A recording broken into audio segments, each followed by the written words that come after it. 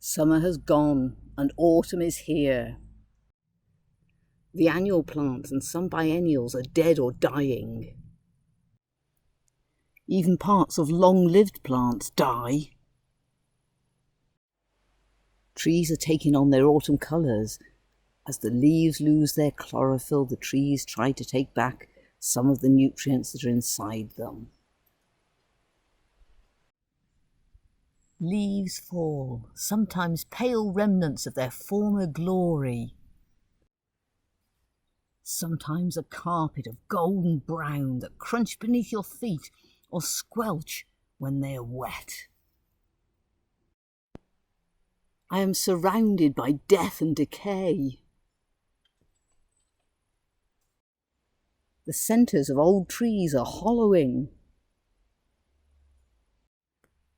And others have the signs of hidden decay within. Death is not the end, it's the beginning. Without death, there could be no life. Death is the realm of kingdom fungi.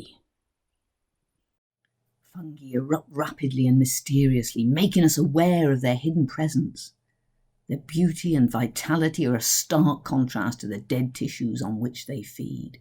Some, like this sulphur tuft, would make you ill if you were foolish enough to eat it, and sometimes soil minibeasts meet their end in this way with this fungus.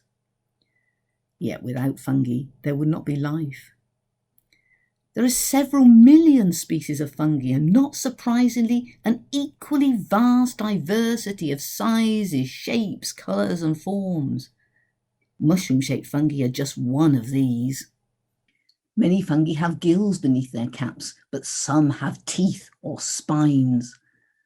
Some are small brackets on the surface of wood. Others are larger brackets with gills or pores, or mazes.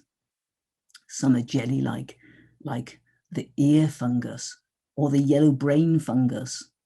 Others are fairy clubs, and yet others are stomach-like with spores inside, ready to be released when a drop of rain lands on them or an animal's foot kicks against them.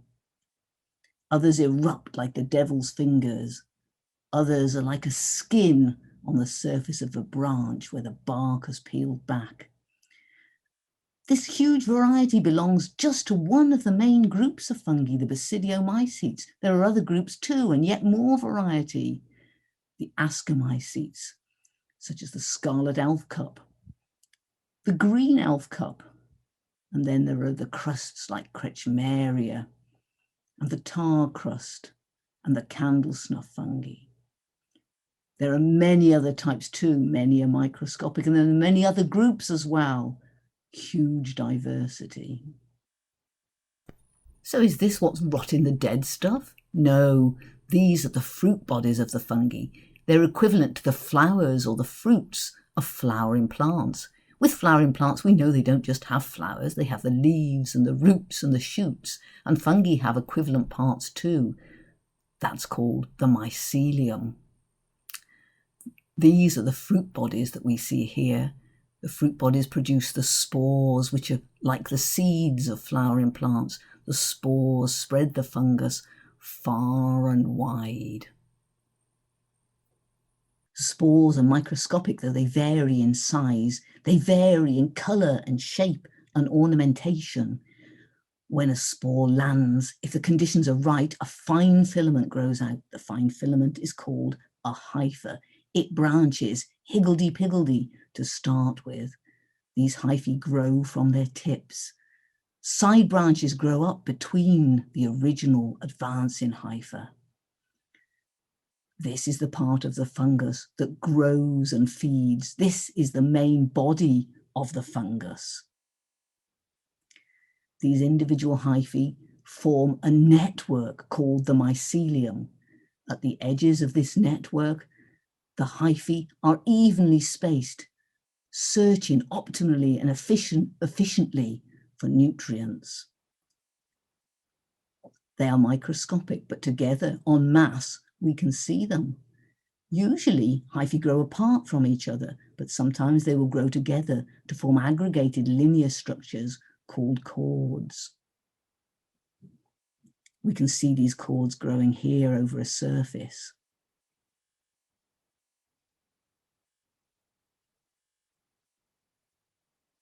We can see these cords in the woodland too if we remove the surface layer of leaves. Who would have thought that a fungus like the stinkhorn, with its smell of rotten flesh on its fruit body, would have such beautiful mycelia hidden beneath? On the forest floor, dead organic matter is heterogeneously distributed in space and time. Fallen branches are dotted about here and there. Who knows when and where the next branch will fall? Most decay fungi are confined to the piece of organic matter which they are rotting, only being able to spread elsewhere as spores. And the chance of a spore landing in the right place at the right time in the right conditions is slim. Some fungi, however, can grow out as mycelium to search for new food supplies. If we slowly and carefully turn over a rotting log, we can often see them. The individual hyphae have aggregated together to form cords. On the left here, you can see the fruit body of Megacalibia platyphila, close to or attached to that log. And I've removed the soil surface and you can see cords extending off back into soil. Here is another log, rolled gently over to reveal the cords of the stinkhorn fungus, Phallus impudicus. If we're patient, we can excavate further still. You can see the scale of this system by looking at these beech leaves here. This mycelial system extends for a good couple of meters. These cord systems extend between rotten twigs and branches, leaves, beech cupules, acorns, etc., etc. They can be quite huge. We've mapped systems that are over 20 or 30 meters in extent. Networks are important because there are lots of different ways of getting to the same place. For example, if we started over here on the left of the picture and wanted to get to a point on the network at the right of the picture, there are lots of different ways to go. Around here or around there, perhaps, or around there or there or there. All sorts of different interconnections.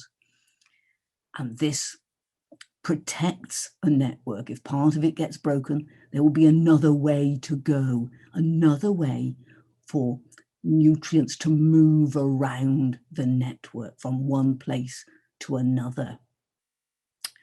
Now, the networks of the cord formers can be big, and those of Armillaria can be even bigger. This is a fruit body of Armillaria, the honey fungus on the left. You can see it spreads very often as rhizomorphs. They're like the cords, they're called rhizomorphs because rhizomorph means root-like morphology. They can be even thicker than the cords that we've seen already. If we remove the bark of this dead tree, you can see the rhizomorphs climbing up there. Some of the Armillarias are just decayers, but other ones are killers and then decayers. The networks of rhizomorphs can be large. The rhizomorphs can be thick. The large networks in North America are almost beyond belief. Networks covering many, many hectares have been discovered. But as well as being large and living for a long time, these fungi are very dynamic. This is a network which was excavated by researchers. And when they first excavated it very, very gently so as not to damage it, this continuous line illustrates where the fungus was present. The dashed line also was present at the first excavation. They then covered it up carefully and came back 13 months later and re-excavated. The dotted line shows how much new network had formed. You can see the scale here, 20 centimeters. So there's a good half a meter or more grown in 13 months. But interestingly, the part here with the dashed lines, that had disappeared. It had presumably been damaged, eaten by invertebrates perhaps, or damaged by larger animals. And then the two parts of the system were separate from each other. And yet they are the same genetic individual. I imagine that many, many years later, that mycelial network is still there. It will have grown around and split up again. But intriguingly, when fungi which are genetically identical come together, they fuse. So although it will have split up, it will have fused again and broken in other places and moved around and met itself again and joined together and carried on in that way. Now, these fungi are really quite remarkable in their search abilities. This is the very earliest experiment that we did looking at how mycelia search and respond to new resources. It was a long time ago, and these are just photocopies, hence their poor quality. These represent trays of soil. A block of wood was put onto the surface of the soil and the fungus allowed to grow out. This is the control part of the experiment. And we put a plastic bottle cap there. The fungus grew, it met the plastic bottle cap, and of course, really didn't do anything to it and just carried on growing. But look what happens when, instead of a plastic bottle cap, we put a fresh piece of wood. This is what we find. So this one with the plastic bottle cap was after 80 days. This one with the fresh piece of wood was after 80 days. The fungus was in a piece of wood here to start with, and it grew out and it colonized all the soil in exactly the same way as the control. But when it met the wood block, it obviously started to feed on it. And it sent messages around the rest of the mycelium, effectively telling the mycelium that it had found new resources and this was the way to go. The mycelium that had been here died back. The nutrients were probably being reused in searching and responding and growing in, producing enzymes in this new piece of woody resource. And then the fungus grew on in search again. So the fungus has remodeled its biomass. It didn't need this material around here, so it reused it. Now, this is even more dramatic when the initial woody resource is tiny and the fungus finds a great big huge new food source. Again, when the fungus got to this new food resource, the mycelium would have been round here, but it sent its message back, reallocated that mycelium, thickened up its cord between between the new resource and the old resource, and carried on growing. And this is the way that those networks that you've already seen develop between different food sources in the field. Now, intriguingly, fungi have memory. In an experiment where a wood block was placed on the soil, it was already colonized by a fungus, and it grew out towards another one in the same sort of way as in the experiment that you've just seen. It met that new resource, and after 1 month, it had colonized it quite extensively. It had grown all over the tray. It had not responded. This was only a small new resource.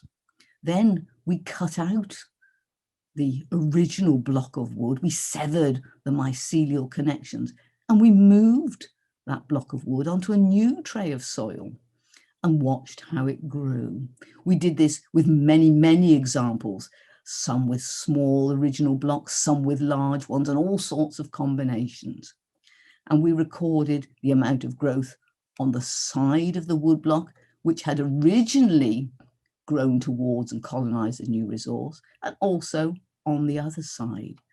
And you can quite clearly see here that the mycelium on the side that had been away from the new resource grew far more slowly than on the side which was towards the new resource.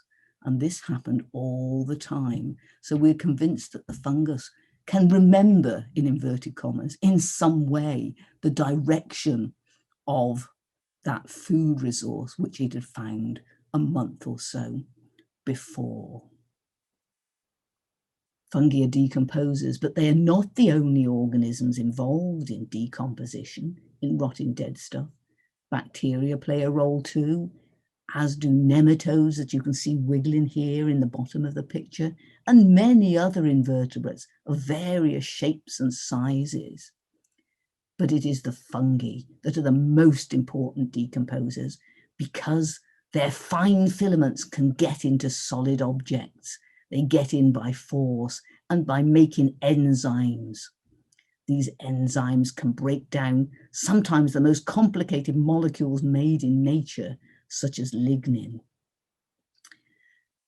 Together, fungi can break down all naturally produced organic compounds, from standing trees to dung to leaves and twigs and petioles and the horns of animals. The fungi that cause white rot break down wood completely. It gradually whitens and gradually disappears, being broken down into its constituent parts of water and carbon dioxide and releasing the nutrients that were locked up inside. Other fungi don't break down the lignin, and the wood, although it is decomposed, remains a brown color because the lignin is left behind. Fungi feed by a process that is called external digestion. The hyphae secrete enzymes that break down big bits of food into small molecules, molecules that are small enough to be absorbed by those individual hyphal filaments. Although some fungi could break down wood completely on their own, they rarely do so because fungi rarely exist alone. And when they meet, they fight. We can see two fungi here which have come together. They met about here. Phanerochaete velutina met the sulfur-tough fungus Hyphalomus fasciculari. Phanerochaete velutina is a better fighter than the sulfur-tough. It has produced enzymes and other chemicals which have killed the Hyphaloma Mycelium, and it is gradually pushing it away. Eventually, it will completely replace and destroy the Hyphaloma and take over its territory. We can see these battles taking place in wood. These lines are called interaction zone lines. They are the place where different individual fungi have met. Within each of these banded regions is an individual fungus. Fungi are like us. We put fences and walls around our homes and gardens and around our medieval towns. They secure our boundaries. The fungi do the same, and within these regions, they can feed effectively at their leisure. There are several different ways in which fungi can attack and defend. There is antagonism at a distance. Neither fungus actually reaches each other. They produce diffusible chemicals and volatile chemicals in the air. They should have reached each other along this line here, but you can see how inhibited they each are. Another form of attack is hyphal interference. Here you can see a hypha of Phlebia gigantea making contact with Heterobasidion anosum. Where the contact has been made, the cytoplasm is destroyed. Heterobasidion will be completely killed if enough of these contacts are made. Another form of attack is mycoparasitism. Fungus coils around another, sometimes penetrating inside. For some fungi, this is the only form of nutrition, by eating another fungus. But with others, it is a way of gaining territory. One fungus parasitizes another, kills it, and in so doing takes all of its territory that it occupies in a large volume of wood. It can then use other attack mechanisms to attack adjacent members of the community. There's also gross mycelial contact. You've seen this picture already. Two mycelia come up against each other and fight. In fact, I'm sure there are very many different mechanisms, and this term gross mycelial contact is just a catch-all term. There is much more research for us to do. You can see more illustrations here of attacks and defenses.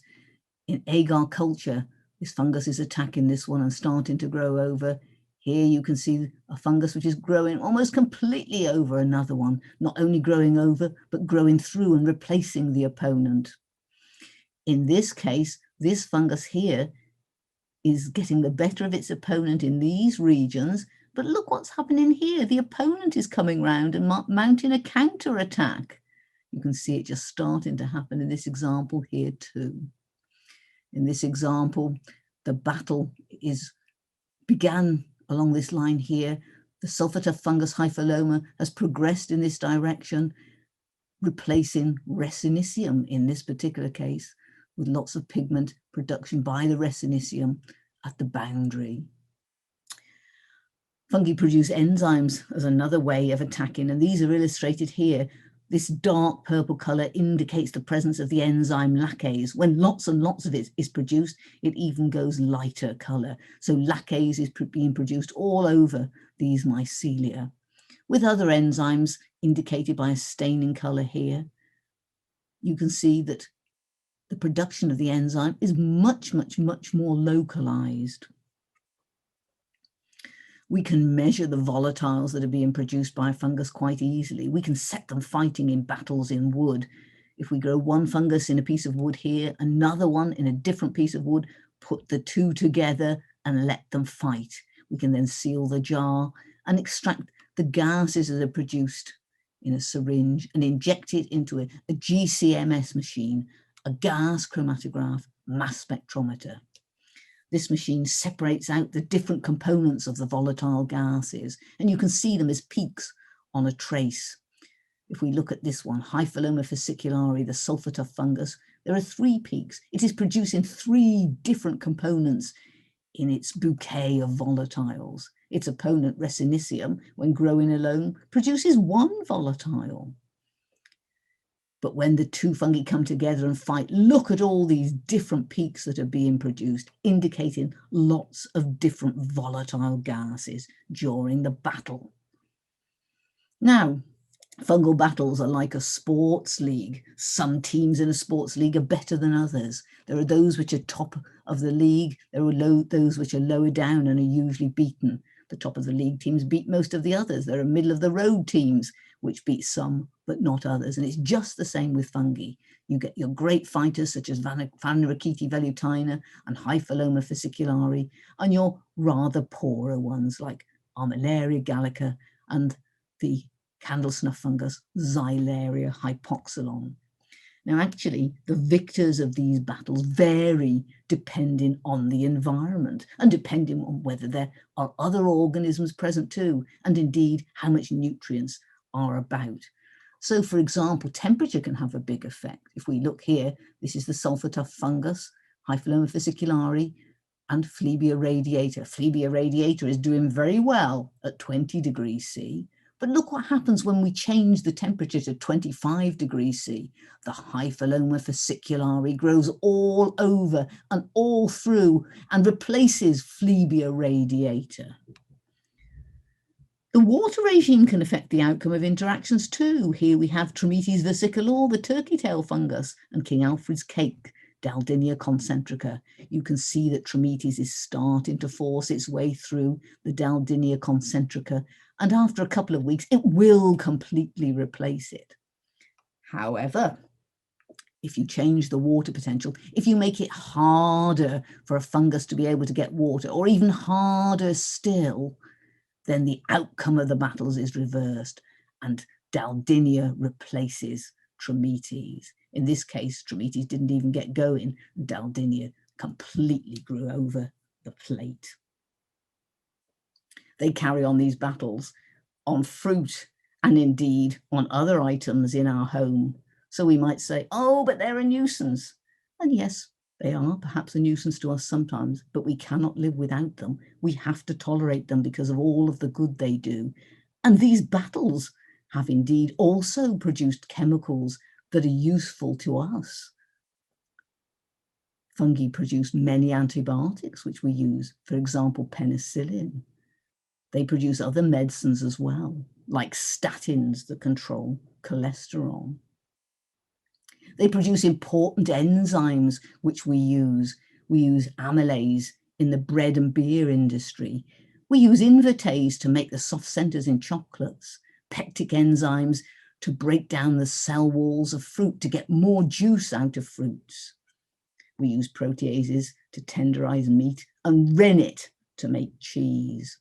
They make other compounds too that we use, such as itaconic acid used in paint, and gluconic acid used in the manufacture of some toothpastes, and citric acid produced by the beautiful fungus seen here. It's used in soft drinks and jams and confectionery, and it's used in canned fruit and vegetables to prevent the loss of vitamin C.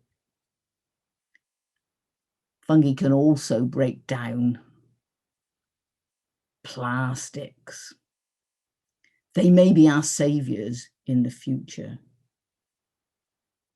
Some fungi can degrade plastic, and eventually they may rescue us from this mess of our own making.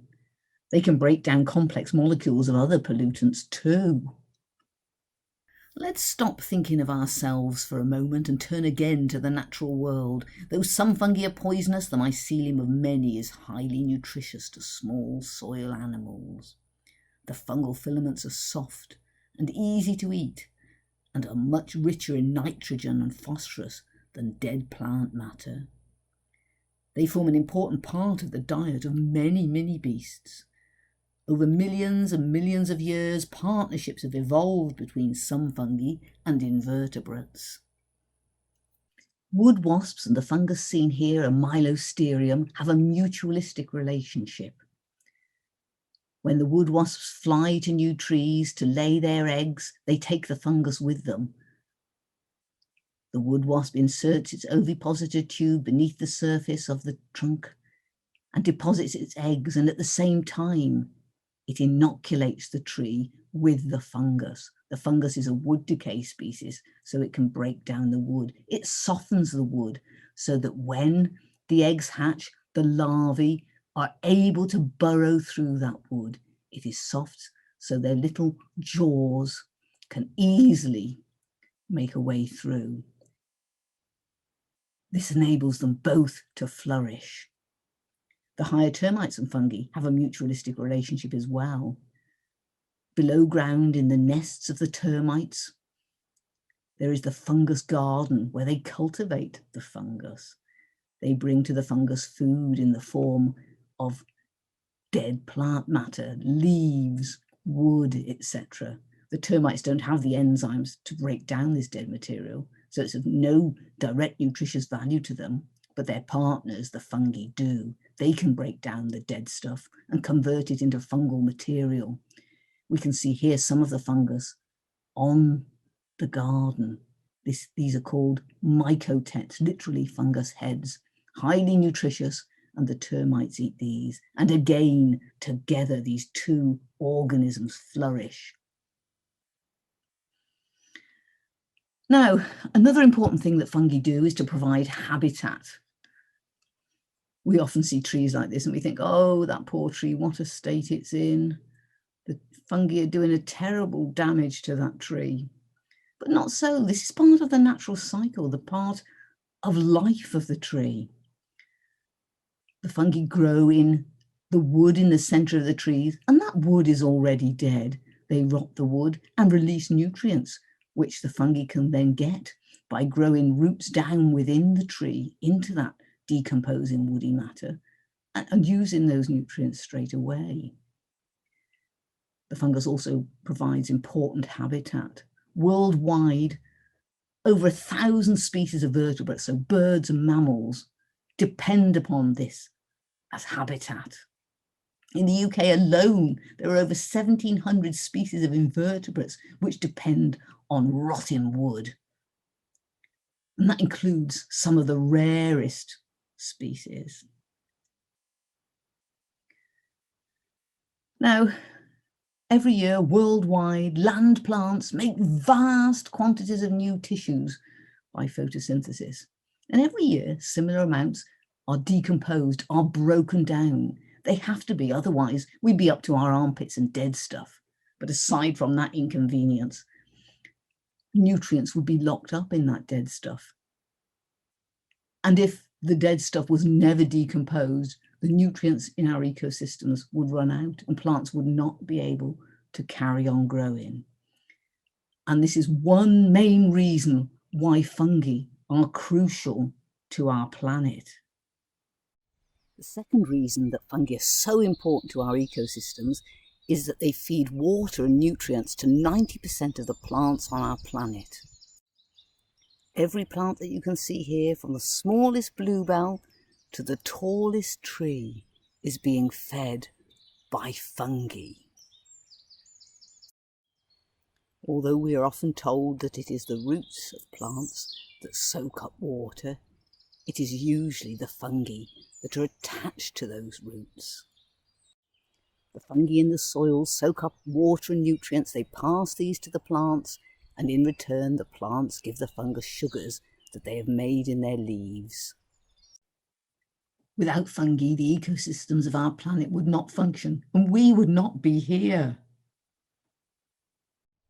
The next time you're walking in woodlands, looking at the beautiful trees and the beautiful plants on the forest floor, remember that we are surrounded by fungi. There are fungi in all of those plants. There are fungi in the dead, rotting leaves on the forest floor. Those fungi are releasing nutrients so that the plants can use them again. There are fungi attached to the roots of plants which are soaking up those nutrients. Without fungi, we would not have these wonderful ecosystems that we see today. I'd like to thank the fungi for everything that they do for us and our planet, but of course the supporting players who've provided wonderful imagery for this talk, especially video clips from Tim Shepherd, that was the sulfur time lapse and the invertebrates feeding on mycelium, and Patrick Hickey's lovely time lapse of hyphal growth and spore release from fruit bodies, and of course also all of those who provided photographs.